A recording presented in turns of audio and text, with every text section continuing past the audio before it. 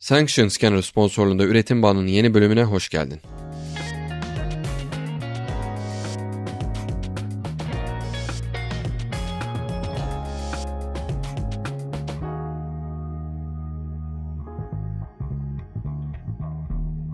Selam Üretim Bandı dinleyicisi. Üretim Bandı aslında bir podcast'ten daha fazlası. Biz aktif bir topluluğuz. Ürün geliştirme ve şirket yönetimi ile alakalı konularda kendi aramızda konuştuğumuz ve yeni şeyler öğrendiğimiz aktif bir Slack platformumuz var. Katılmak istersen üretimbandı.com/slack linkine giderek topluluğumuza giriş yapabilir, sadece topluluğa özel oluşturduğumuz içerik ve etkinliklerden faydalanabilirsin. Unutmadan, topluluk üyeleriyle paylaştığımız 2 haftada bir yayınladığımız bültenimize de bekleriz. üretimbandı.com/bülten linkinden bültene kaydolabilirsin. Keyifli öğrenmeler.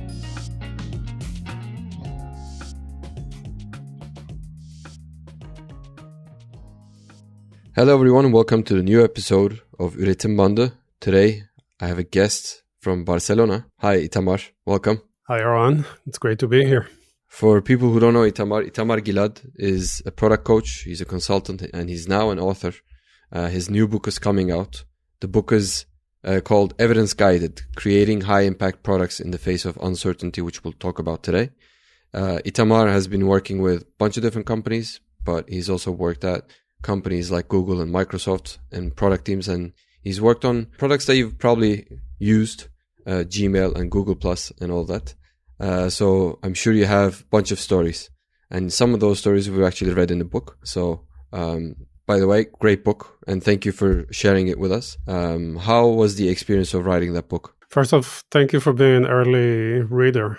That really helped me. That actually gave me a lot of evidence how to improve the book over the years. It's a really hard process. It took me 4.5 years. It's definitely the hardest project I ever worked on. And it's very satisfying to deliver, but during the process it was hard. And it's a bit waterfallish. You know, you need to start thinking of a big idea and start writing. And you can do betas in the middle. You can kind of test the product on people. You can test the concept, but most of the time you're developing, you're writing, you're editing alone.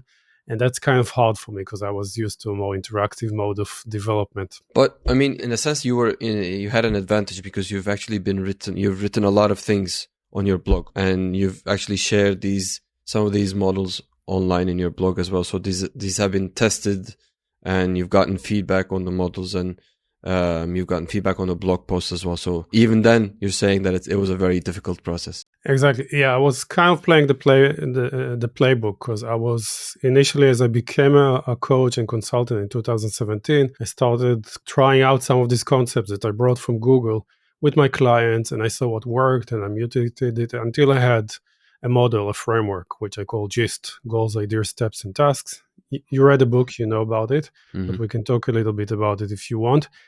And then I started writing about it in articles, in Twitter, in LinkedIn, in various formats. And I saw that it resonated with people.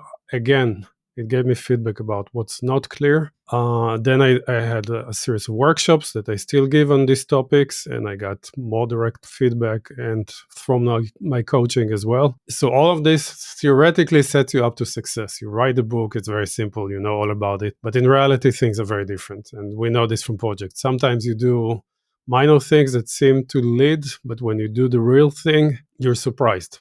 You discover it's more hard to do than you thought. You discover that you run into challenges you didn't expect.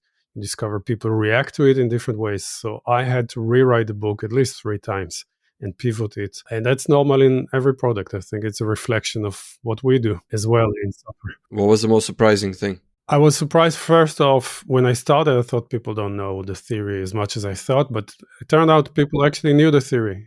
Everyone read Marty Kagan, everyone read the other leaders, Lean Startup, etc. Or at least they were informed about it. The challenge was actually how to put this into practice. In my company, in a realistic company, how do I get people to not optimize for output, but for outcomes? How do I get my delivery team, so to speak, to turn into a discovery team as well? How to get the engineers and the designers interested in the users and the business, how to get managers to realize they cannot plan the future, just, invent a bunch of ideas, put them into the strategy, put them into the roadmap and say, this is for sure what we need to do. How do you change this whole culture? And that was actually a much tougher thing to write about because it is really hard. I don't think anyone cracked it, but I'm trying to give as much as I can inside the book addressing this particular question. I think one thing that I like about the GIST model, and which, I mean, we met in May 2022 in London for a training session of Marty Kagan. But even before then, I knew you from the GIST model. I've followed your blog posts, and the reason why the model made sense for me was because, you know, with the product OKRs, I was always it was challenging for me because it was very difficult to get the big idea down to the level of basically issues on a project management tool. Like there are several layers in between that you have to, like there are big leaps that you have to make in order to get realistic about a revenue goal, let's say, or a churn goal, or like, you know, customer acquisition cost goal, something like that, a business goal, basically. So just even like the visualization and the labels and the titles that you gave of goals, ideas, steps, and tasks, which is what GIST is, just even seeing that, and, you know, there was a light bulb basically when I saw that. It was just like, okay, this makes sense. Like there are different levels from the revenue to what we're doing right now. So that was very helpful for me. And the second thing is, I think this was, as I grew as a PM, I realized that one of my roles is actually managing the uncertainty. Because at first I thought, falsely, but at first I thought that my job was to find the right solution or the right answer and provide it to the team, make sure that it goes out to the world. Later in my career, I realized that I'm not going to find the right answer.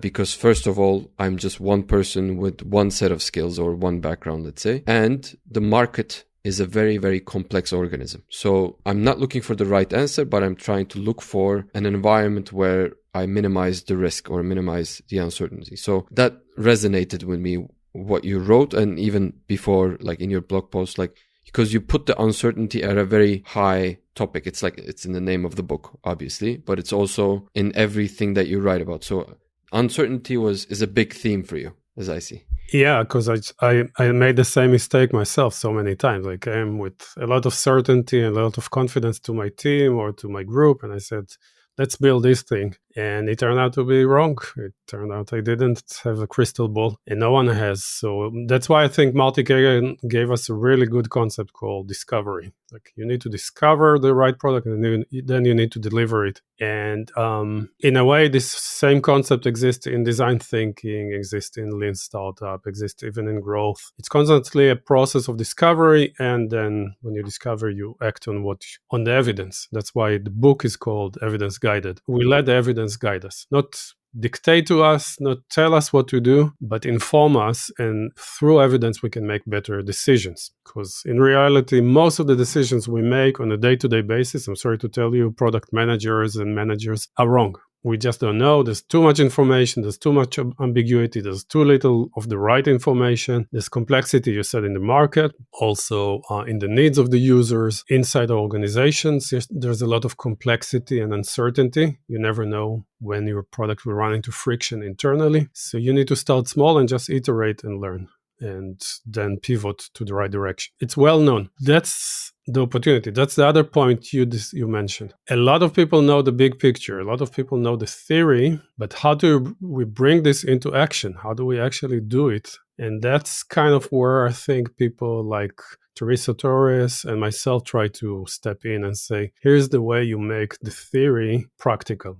And I'm attaching myself to a very high standard. Teresa is great. So I'm trying to do the same thing. Here's how you do discovery in practice, essentially. Here's how you get your managers, your stakeholders, your teammates to collaborate and adopt this model. And that's really the aim of the book, to give you the tools to do exactly these things. So, I mean, we start with the GIST framework or the GIST board, let's say. But there are other frameworks as well, which we might get into. But I'm curious, when you work with clients, I think GIST is the cornerstone of what you're trying to convey or implement. What is the reaction usually? Which you've shared some of it in the book, but I'm also curious, what's their reaction? Plus, what is the point where they go, I get it? What's the thing that makes them understand the model? All right, maybe it will help the listeners who are not familiar with GIST that I'll give a brief explanation and then I'll answer your question. So GIST is just a way to break the big challenge of dealing with uncertainty and complexity and developing high impact products in this environment into 4 parts.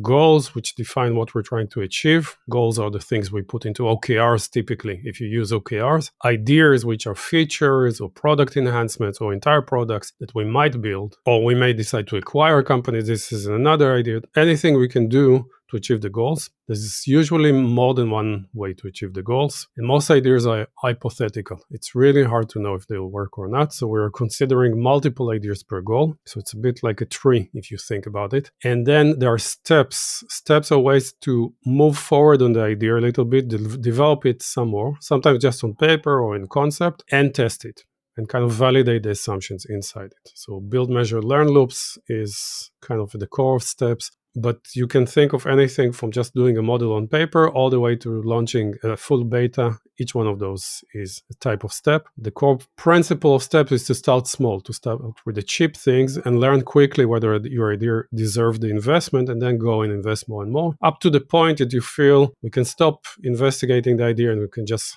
move into classic delivery mode. That's very important to do. And then the last layer is tasks. Tasks are the things that your team is managing in Kanban or in Jira, the day-to-day activities, the tickets, all this good stuff. It's important not to try to disturb this too much. Your team has rituals, your team have ways to deal with, to manage the project, but to connect these things to the steps, to the ideas, and to the goals. So your team works with a lot of context, and when it's working towards business goals, is empowered to make decisions, and is taking active part in discovery as well as delivery. All right, so those are kind of the goals of the task layer. Now, to get to your point, my clients typically, first I ask them to take the training or now to read the book. And then I ask them, where do you think you're coming shortest out of the 4? It's a diagnostic tool as well. Whether or not you're spending a lot of time developing plans, but there's no clear goals and there's no alignment. Whether or not you're investing in the wrong ideas, whether or not you're not testing enough, you're just building, and then testing in a very late stage. Whether or not your team is very disengaged or your developers are very disengaged and not so interested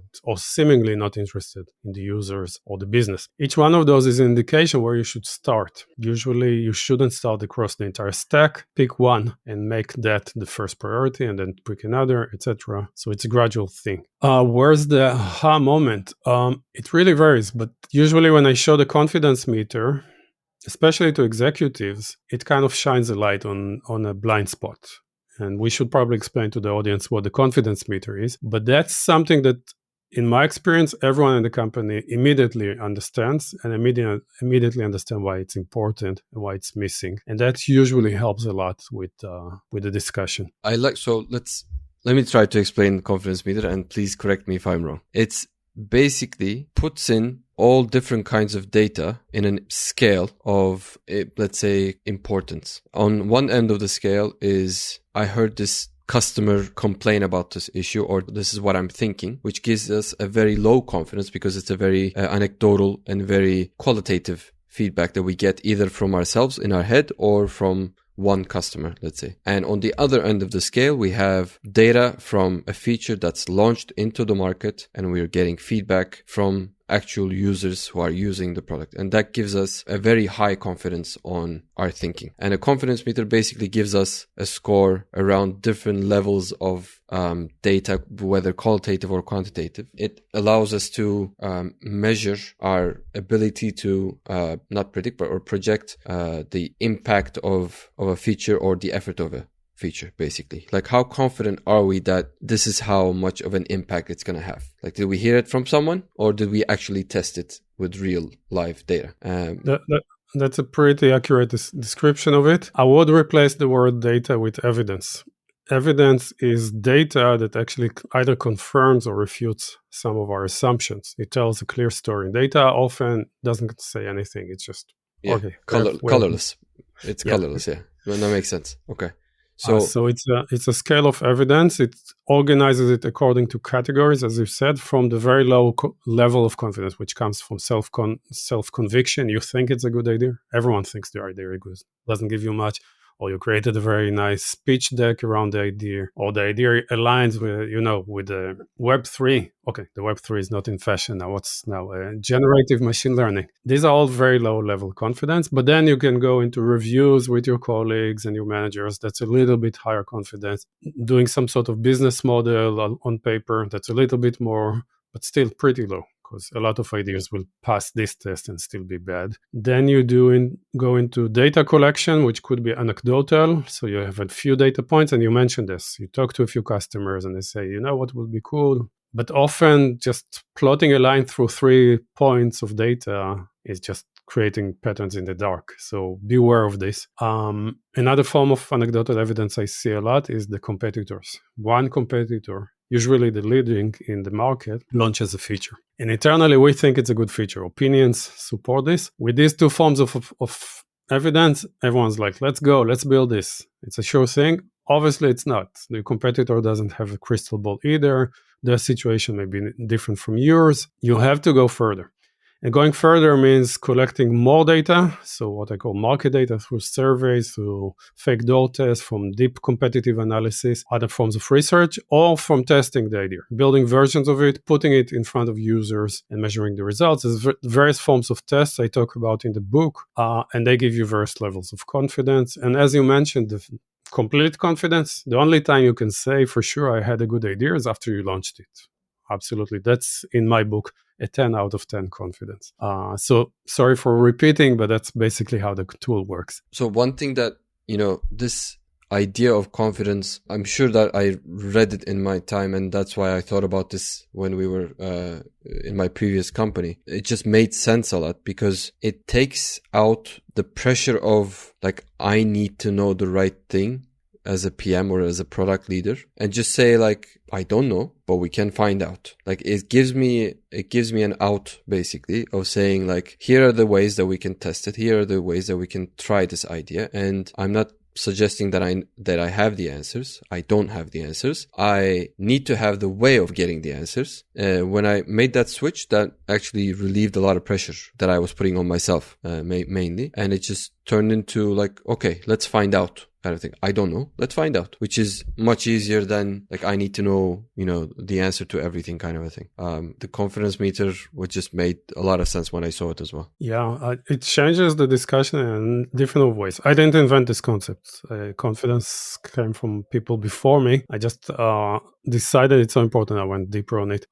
When I was a PM, I felt this responsibility to somehow build confidence through some market research that I will do, or discussion with stakeholders. And then it was binary. Either we knew that this is a bad idea or it's a good idea, and boom, just go and build it. And I realized this is false. I couldn't possibly. And once I understood this concept of confidence, it really relieved a lot of load, because I don't have to be either completely ignorant and not doing my job, or completely sure. There's shades of color in the middle. And think about doing a roadmap, for example. For some things, you are pretty sure. You already validated them up to the point that you're willing to commit to a delivery. And for these ideas, it's perfectly fine to say we are committing to delivering this idea by May 15th. Absolutely fine. No problem, because we validated. Some ideas we have medium confidence. And there what we need to say responsibly to our colleagues is we're not sure. There are signs that this might be good, but we need to keep testing. And this is kind of the horizon. And you can follow. I'm showing ways in the book to communicate internally the status of the steps and what we learned. And when we kill an idea, why we killed it. And, the stakeholders, the managers can intervene. But it's a much simpler discussion. It's not a battle of opinion. I think logically that this is a good idea, or you think logically it's not. It's data. It's evidence-based or evidence-guided. So, and some ideas we're excited about them, we think about them, but we have very low confidence. It's just in the level of opinions and sparse data. We cannot possibly commit to them right now until we build our level of confidence. And that gets the entire company to kind of, if they embrace this model, to help you.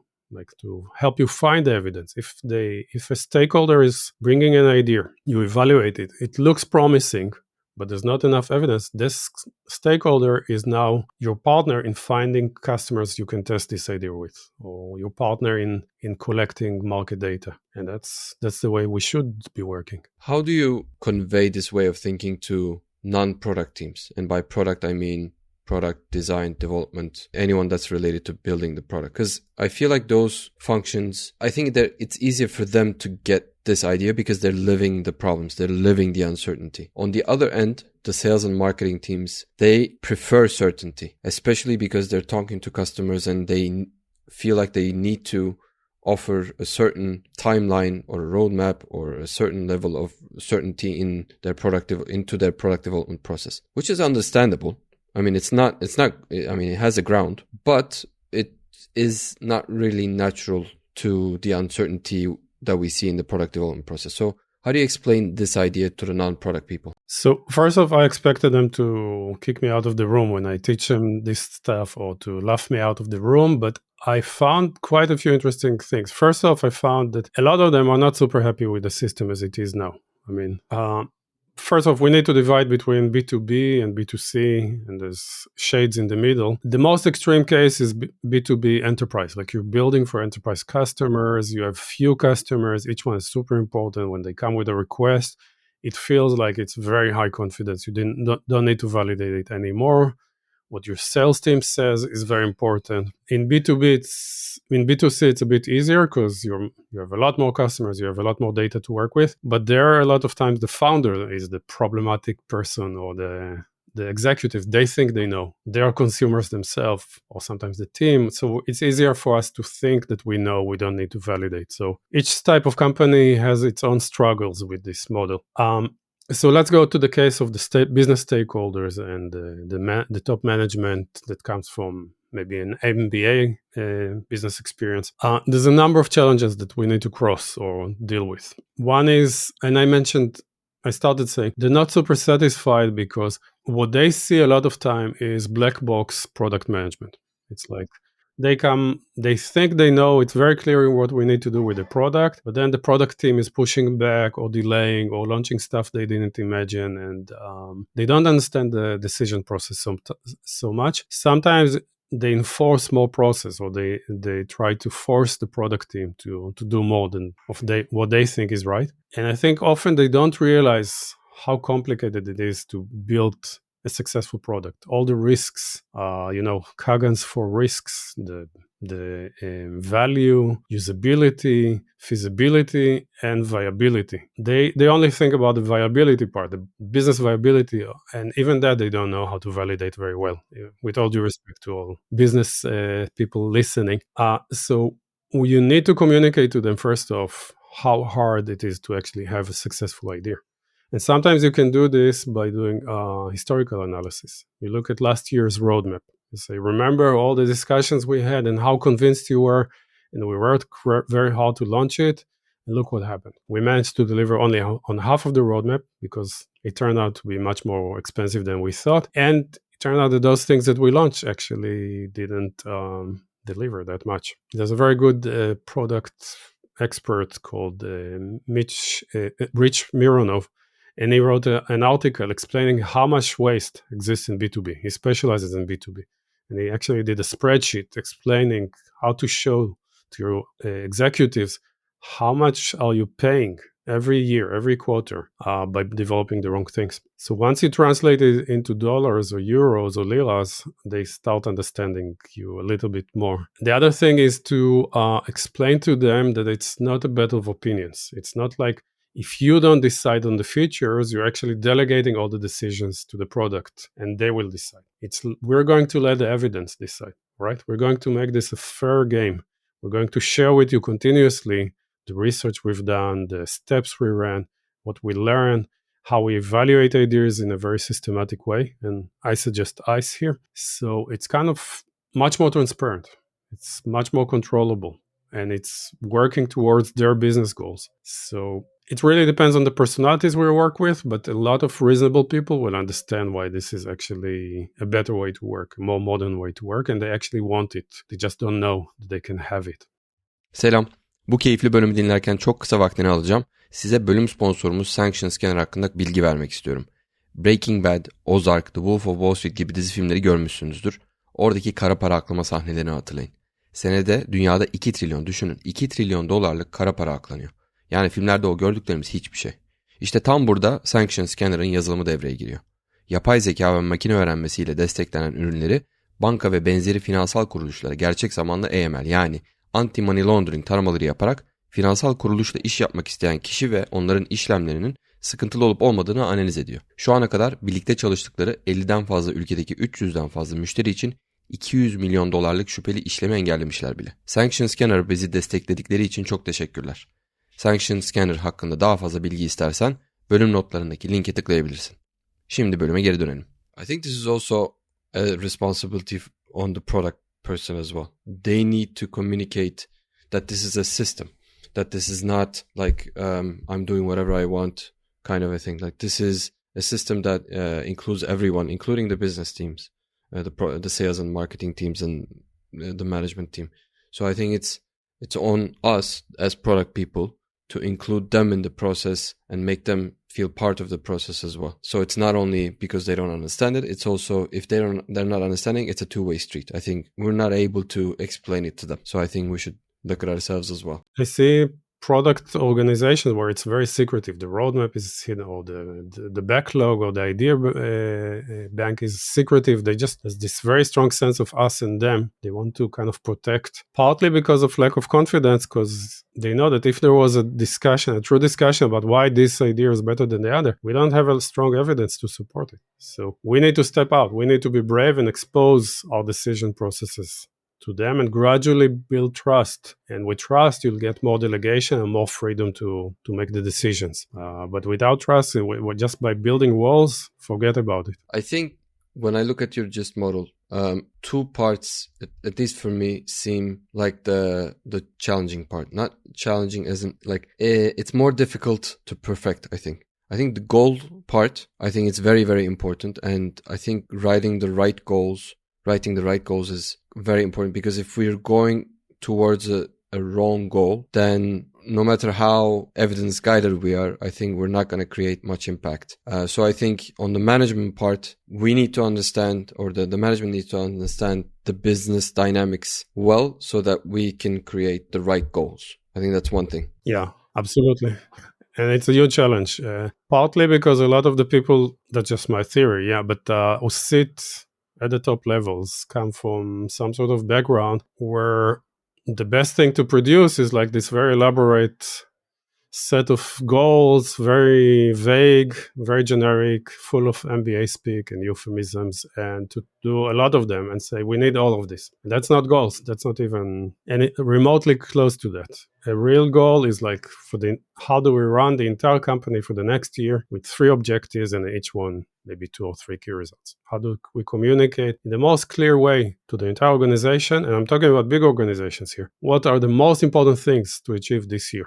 And it's really forces the leaders to be very specific and very determined, and to really step back from this very generic, let's try to catch everything and not offend anyone in the company form of goals. And it's hard to do this sometimes with leaders to get them to change this way. And we need, as product people, to develop the sensitivity and the way to interview our managers sometimes to understand what they really want. What is the most important business goal at the moment? What will really drive success? And turn this into our own goals, like to derive it from there. If you have good leadership that knows how to condense things and how to speak very clearly, it helps tremendously. Usually the CPO is the most important person in driving these changes. Because they understand the product language and they understand the business language, so they should be able to find the best combination of the two. Yeah, I mean, among the executives, the CPO and sometimes the CTO bring kind of the modern product thinking into the world. And they need to communicate to the rest, listen, we need to be much more concrete about what we're asking from our product teams and other teams, marketing, sales, business development, everyone. It will be much better for them if everything will be concrete and aligned. I'm trying also to explain in the book how to align the goals using metrics, using North Star metric, using the top business KPI, using metrics trees, using OKRs. how to get the entire organization to pull in the same direction, because most organizations are not this way. They're siloed, and each silo has its own goals, pulling in different directions. Good luck achieving success with that, right? Yeah, go ahead. Sorry, I mean, I like the fact that you in the book you don't specify like this is the model that you use to measure goals. Like you use OKR as an example because it's very well known, and I think it works quite decently in terms of like, you know, having a qualitative objective and some numeric metrics as a key result. So I think that's good. And also one thing that when I read, I was like, this is brilliant. Like, you know, it landed in my brain beautifully. Like the duality of the North Star metric and the top business metric. The fact that they're actually like a team, let's say, of one of them generates value and one of them captures the value. Because I've had this discussion before. Like I've had the discussion of like, what should be our North Star metric? Should it be revenue? Should it be number of customers? Should it be like to decrease churn? Because those are very, you know, important metrics that we need to take care of. However, what you say is basically the North Star metric is the metric that's usually the product metric that shows that we're generating enough value on the customer. And the business metric, the revenue, the number of sales, whatever, is usually the value that we get, that we capture from the customer. Exactly. So I love that duality of like it balances, those two things balance themselves, and it just cleared something in my head when I read that. Yeah, I didn't invent this concept of the North Star metric, and when I discovered it, I thought that's brilliant. And this is a concept that WhatsApp and Airbnb and Facebook and a lot of companies use. So it measures the total amount of value we're creating to the market, the number of messages sent, the number of people connected, the number of people who find insight in your tool.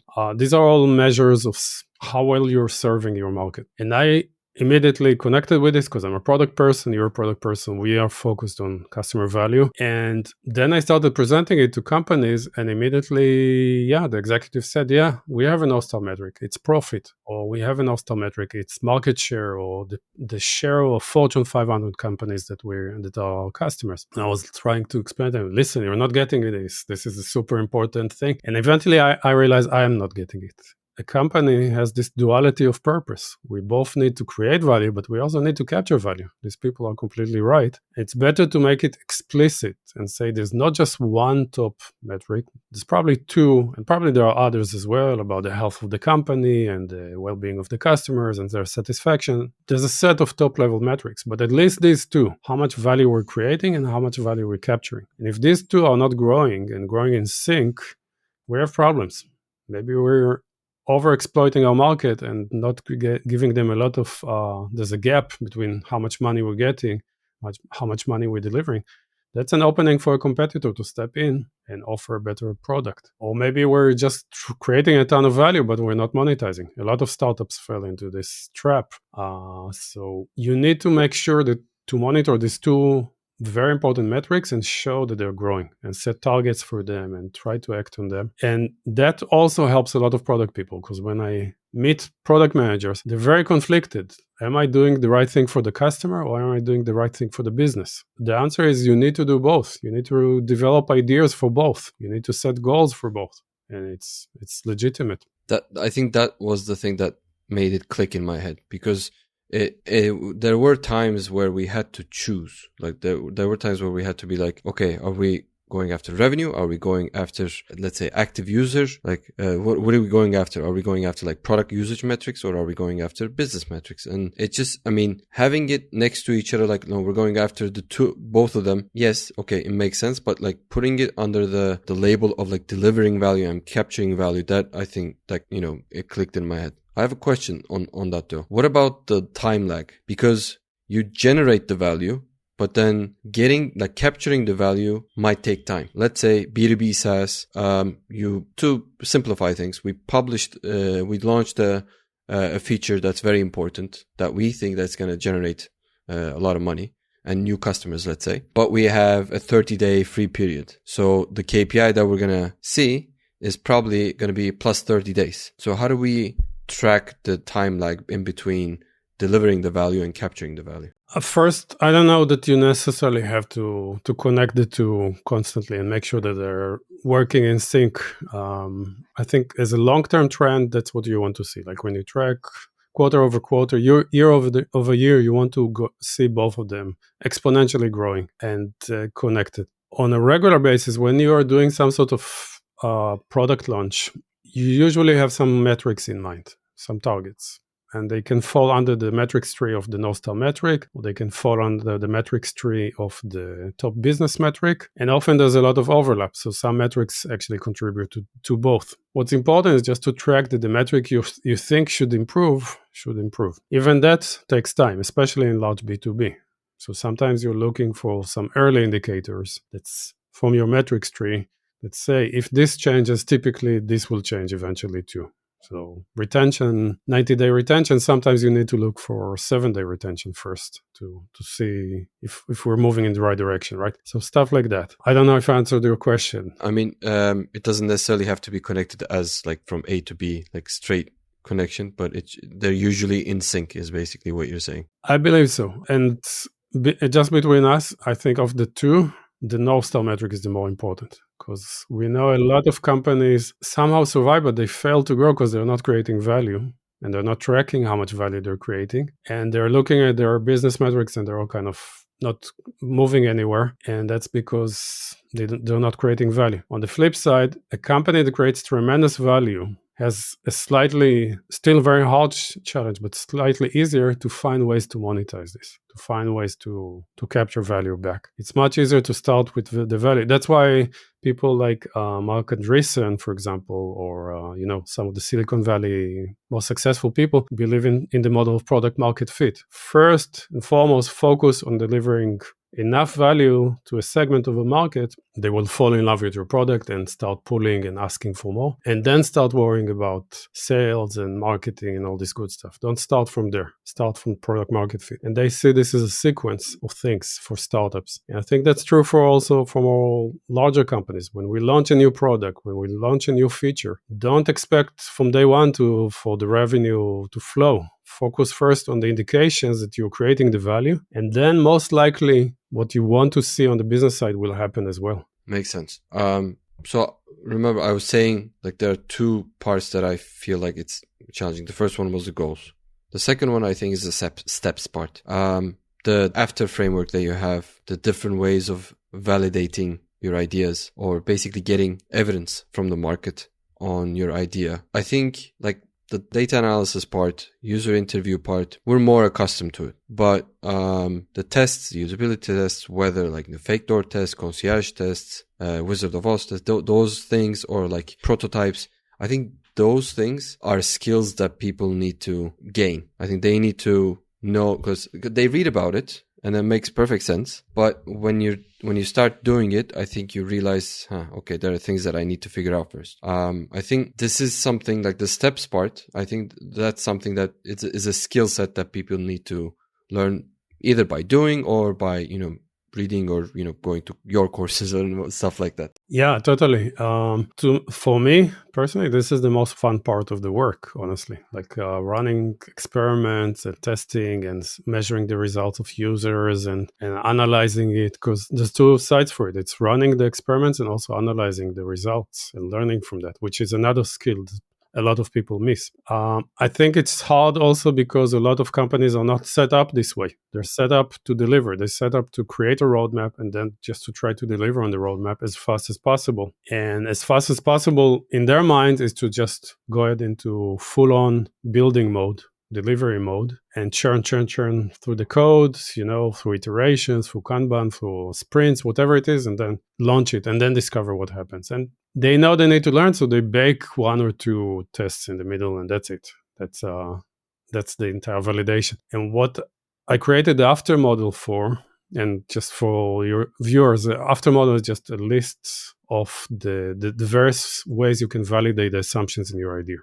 Starting from assessment, which is just coming up with guesstimates and numbers and interviewing your stakeholders and stuff like that, to fact-finding, which is digging for data internally or externally, but without developing anything. And then you have tests, But early tests, as you mentioned, are faking the product. They are not building it. So fake door tests or Wizard of Oz or Concierge. And then you have mid-level tests where you build a very rough version and test it. That's what most people think of when they say MVP. But there's alphas and other forms. And then late tests where it's a much richer version of the product. And finally, you have experiments, which are A/B tests and release results as well. You can use a gradual release to learn even more. So this thing go from the very cheap that you can do in minutes to the very expensive that takes you quarters sometimes. And what I try to teach is start from the A and the F, assessment and fact finding. Get good at this. These things don't require a lot of effort or a lot of expertise often. And then, develop your skills at faking the product, at finding ways to validate your assumptions without building anything. And I meet people who constantly tell me it's impossible. I'm in a regulated industry. I'm in B2B. My customers will never go for it. And then within 10 minutes, we figure out 5 different ways that they can do it, actually. It's not that hard. It's just pushing yourself out of your comfort zone. Yeah, I think it's a mindset change. I'm like smiling because I've experienced that myself. Like even of like trying to do like the fake door tests, like we did a couple of them. And then the first time that I did it, I was like, I know that I need to do this, but I had this idea in my like in me that I was like, are we defrauding the customer? Like, are we doing something wrong? But it's obviously not. We're just trying to get evidence, or we're just trying to get data on there, or we're trying to get feedback from them, basically. But I do get that. I do get that it's something that we're not used to. So I think that's why I'm saying like there needs to be a culture in the team, and there needs to be people who are experienced with these, even if they're not people who are willing to do these tests. So I think they're important. Yeah, it's really hard. I teach this, but when it came to a new type of project to write this book, for example, I made exactly the same mistake. I waited way too long to beta test it. I spent like 14 months perfecting it and polishing it and writing something. And then I recruited my first beta cohort and I gave it to them. And everyone was like, you're on the right direction, but there's some, and most of them didn't really go very far in the book, and which is a very bad indication. And then I kind of read the feedback and I realized I'm confusing a lot of people. I'm giving too much theory that people don't care about, and too much historical background and too little concrete advice, not addressing some of their key questions. I wish I knew this 6 months ago. I could have saved myself so much time. Was there a way to test this earlier? Probably yes. I just didn't push myself. I just did what was comfortable for me, which was just to write and polish, which is the equivalent of building an MVP, which isn't minimal at all.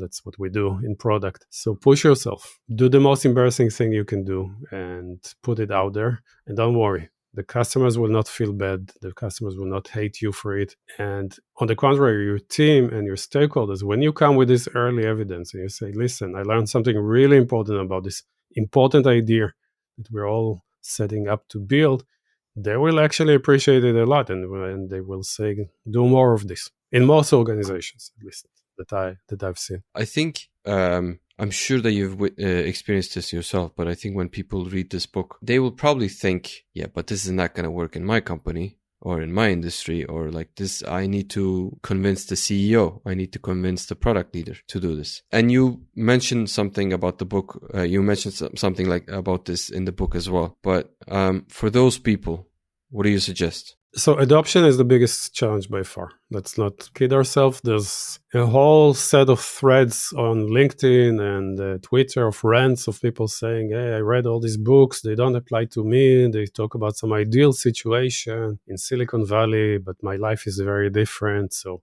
it's not a book for me. And that's an understandable reaction. I think a lot of us live in imperfect realities. And a lot of people will have this reaction when they read my book. I know this in advance, and I apologize to them. In my experience, and sorry for saying this, the difference between the companies that manage to make the leap and those that don't, because every company is not in a perfect situation. Even those idealized companies you think are ideal, the Googles, the Airbnbs, they're not ideal at all. They have a lot of these challenges internally. What really helps is that they are trying at least. they know they need to move. They're trying to push themselves. They're setting ambitious but achievable goals of changing the mindset, of changing the way we work. Let me just give you an example, a concrete example of what, as a solitary product manager, you can do. Let's say that I'll give you two. One is in goals and one is in experimentation. So let's say your manager always comes to you with output goals, with features. Build this, build that. This was decided. You don't like it. You don't believe in many of these features. You don't want to be just a project manager. You want to be given business goals, right?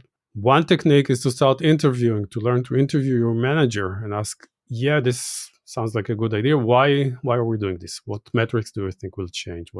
What's the context? And gradually from the discussion, you will understand which metric really you need to move here, or what's the outcome. And then you need to learn to politely ask, do you mind if we add this outcome as well to the goals? Like to improve, just so we see that we're successful, right? And they may say, yes, okay, but I still want you to launch this thing. And then later, and that's part 2 of my recommendation, go and start collecting evidence. Do some surveys, do some interviews, do some things without permission. Don't ask permission. Just go and do them and come with evidence and say, you know what I found? There's a couple of other ideas that our customers seem to resonate with very strongly. And I think they can actually impact that key metric potentially even more than the other one. Do you mind if we take all 3 and we test them and we keep testing? That's the toughest part of the discussion. The wrong manager will tell you, no, forget about it. Just go ahead and do what I told you and stop wasting time. And that's a signal that maybe you should start brushing up on your CV and look for a different place to work. It's a luxury, of course. Not everyone can do that. But mostly I think what the manager will see is, oh, interesting. I didn't consider this. Let's not waste too much time on this, but yeah, let's try to look at these other ones too. And if you need to just bring them into this world, to show them the benefits, to show them that it's helping their cause, and gradually you can make a difference. Much better if the manager already knows. And a lot of managers do know, but they are also forced from the above to act rather than to think. But together you can do a lot. So push yourself, try it. I know it's hard. And buy them a copy of Evidence Guided. I didn't say this. You said that. I did the promotion. But no, I mean, all joking aside, I think I don't like evidence. Nobody says that they don't like evidence. Nobody says that they don't like data. I think everyone on paper agree and understand the importance of working with evidence or data. So I think they want to, maybe they just don't know, or they need some guidance, or they need, step-by-step progress towards that. So I think everybody has that view in them. I think it's a journey. I think it's a journey of learning. I think it's a journey of changing one's mindset. Absolutely. And I assure you, even after they agree, they will find creative ways to subvert the process. I've seen all sorts of things it's true, we need market evidence. The opinion of the senior VP of marketing is equivalent to market evidence. It's my opinion as a single person, you need to boost it times 10 in order to satisfy me. And you need to learn to deal with this. It's sometimes people's egos and situations. You need to create coalitions, manage the politics. It's not easy. It's really the hardest part. But it's not a magic pill, basically. No, there's no magic solution. A lot of these problems are not product problems or business problems. These are cultural problems. They go back to the way the company operates and what it believes. And these are things that take time to change, but there's multiple ways of changing. One is to try to change people's you teach them the philosophy and the principles, and good luck, changing a business person's mind this way. And the other way is you show them, you change the context around them, you show them that they can achieve business results in collaboration with the product in a different way than what they're used to or what they were taught. And that changes their perspective, and then they change also their beliefs. So I believe more in the second than the first. So basically, don't talk, just do, and then you have a better chance of convincing them. Yeah, show them rather than all the techniques we mentioned, like showing them a spreadsheet that shows how much money we're wasting through the roadmap process. Is showing. It's not just, don't come and try to convince them with the philosophy of product development, because their worldview is very different. Try to show them evidence that you can improve by adopting your method. Also, I'm sure they're not going to say no to that philosophy. I'm sure they're going to say, that sounds great. How? And then they're going to, give it back to you and say like, okay, so how do we do that? So I think in philosophy, most of them are not going to say no, let's say. They'll have reservations, whatever, but in principle, I think they're going to agree. That's exactly right. Itamar, thank you so much for taking the time. This has been lovely. And thank you for writing this book. I will definitely share it in the podcast notes. And also a couple of your blog posts as well to give the listeners, if they don't know it already, because we shared it in our Slack channel of Üretim Bandı Slack channel. Some of your articles have already been shared. But I'll put those in the show notes as well. And yeah, thank you for your time and sharing your experiences. No, thank you for inviting me. It's a pleasure to talk to the Turkish product community. I don't know about you guys nearly enough, and I would love to learn more about what you guys are doing. And thank you for considering my content. That's the biggest compliment I can get. Absolutely, it was a pleasure. And thank you everyone for listening, and hope to see you in the next episode. Ürün yönetimi eğitimlerimize Üretim Bandı adıyla başladık ve şimdi Brick Institute markası altında devam ediyor. Brick Institute'da sektörün lider şirketlerinden katılımcılar ve deneyimli eğitmenlerle birlikte uygulamalı, dünya standartlarında eğitimler sunuyoruz. Bugüne kadar yüzlerce arkadaşımız bu eğitimlere katıldı. Amacımız gerçek vaka çalışmalarından oluşan, sadece teoride kalmayan, elleri kirleterek öğreten eğitimler düzenleyerek sektöre dünya standartında ürün geliştirenler yetiştirmek. Haydi birbirimizden öğrenelim ve topluma fayda sağlayacak teknolojik ürünler geliştirelim. Kayıt aldığımız eğitim programlarımızı görmek için www.brick.institute linkini ziyaret edebilir ya da selam@brick.institute adresinden bizimle iletişime geçebilirsin.